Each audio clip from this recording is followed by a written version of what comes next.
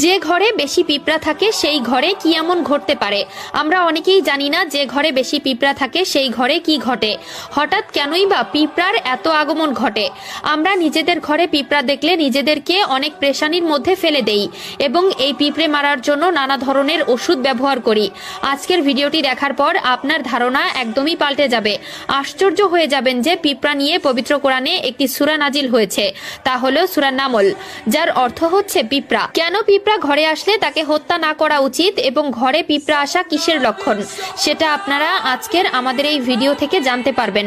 প্রিয় দর্শক, আপনি যদি আল কোরআনকে বিশ্বাস করে থাকেন তাহলে অবশ্যই কমেন্ট বক্সে আল্লাহু আকবার লিখে যাবেন এবং ভিডিওটি শেয়ার করার মাধ্যমে সকলের কাছে পৌঁছে দিবেন যারা তাদের ঘরে পিঁপড়া দেখলে তাকে হত্যা করে।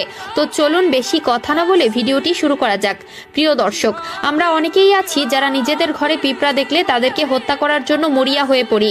তবে পিঁপড়া হত্যা করা ইসলামের শরীয়ত অনুযায়ী কেন একটি অপরাধ, তা হযরত সুলাইমান আলাইহিসসালামের ঘটনা জানলে বুঝতে পারবো।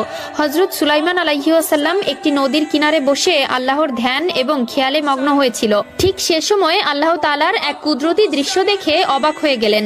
তিনি লক্ষ্য করলেন একটি পিঁপড়া তার মুখে কিছুটা খাবার নিয়ে নদীর কিনারের দিকে যাচ্ছে। পিঁপড়াটি আস্তে আস্তে সামনের দিকে যেতে যেতে নদীর একদম শেষ সীমানায় পৌঁছে গেল এবং অপেক্ষা করতে থাকলো।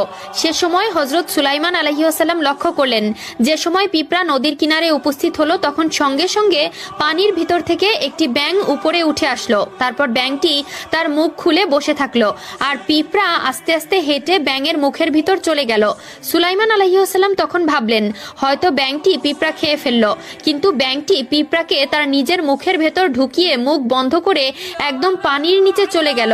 ঠিক কিছুক্ষণ পর ব্যাঙ আবার পানির নিচ থেকে উঠে আসলো এবং মুখ খুলে সেই পিঁপড়াকে বের করে দিল।